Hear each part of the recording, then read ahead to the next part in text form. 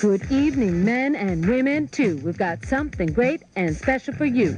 A whole new culture for you to see. A whole new way for you to be. Hip-hop is it, and it can't be beat. And it all started right here in the street. Break is the dance, graffiti's the art. Rapping's the music, comes straight from the heart. So come on along and take a look, 'cause you won't find hip-hop in any book. The word hip-hop came from one of the early rappers who, in his rap, would say hip-hop, a hip-the-hop, hippy-hippy-hop, you don't stop, etc. That then, in a derogatory way or in a put-down, people who didn't like that music, people from the streets, from the ghetto, from uptown, would say, oh, that's that hip-hop music, you know, hip-hop, you know. But it stuck. Michael Holman manages the New York City Breakers. They are one of the best breakdancing crews. He also considers himself a social anthropologist when it comes to hip-hop.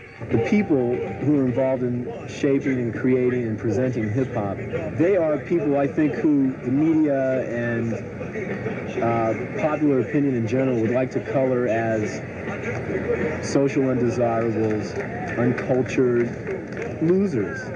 But what they are real winners, because they have come from nothing and made the most popular, most interesting subculture happening now in the world, I think.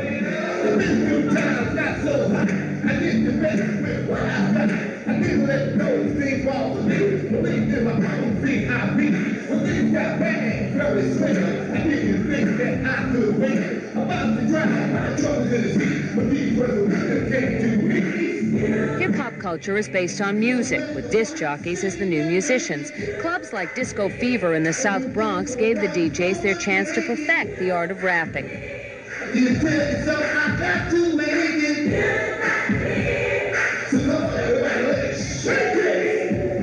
About 3 years ago, rapping really took off when a rap record rose to #1 in the charts, selling over 5 million copies.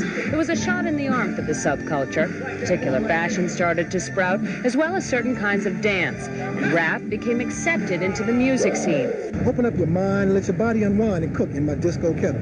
But if you ever make it to #1, don't you dare forget where you came from. Let the people see you set an example. Too wise to let the government pamper your mind with words that had no meaning because you didn't forget. Seeing was believing, and making it in this world is hard for little boys and girls because the man's got a master plan. He shuffles some drugs into a poor man's hands, passes it on to sisters and brothers who steal from their own doggone mothers, just to satisfy the Jones oh-so restless in their bones.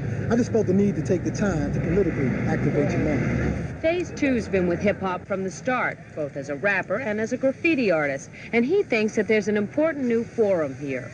The basic thing about rap is that people can understand it. It's not just jibber-jabber, but people can say, hey, 2 years ago, a friend of mine told me, just like reading a book. You know what I'm saying? Here's the book right here. You are the book.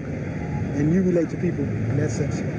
Like a 1 for the bottom, 2 for the bass. Come on, hot breeze, get funky in the place. The music underneath rapping is called scratching, and it's a process of using 2 turntables and a mixer, making new sounds out of already existing albums. It started when kids tried to imitate what they were hearing on the radio, which was an edited compilation of different breaks in popular songs. Well, the kids thought the disc jockeys were doing this live, and by trying to imitate it, they created a brand new sound. It's the music for breakdancing, which has become the most famous aspect of hip-hop since the movie Flashdance. The New York City Breakers are a crew who have performed on TV and recently in films. This new form of dance has radically changed the lives of these young men. I feel like a superstar. Breaking to me is to prove to the world that the ghetto ain't just a waste of time, that we got something good too. Hip-hop's even developed its own slang, which is so difficult to understand, we asked Michael Holman to translate. Yo, Glide, chill. Hey, Breaker, relax. And I will sizzle fry all those kids out there. I'm going to outdo all of you. This is the flyest female out here. You're the prettiest girl out here. Word, Mom, down with the crew, too. She says hello to Mother, and she's with the Breakers. The visual backdrop for hip-hop is graffiti. It took this artist, 17-year-old Brim, over 12 hours to complete this wall.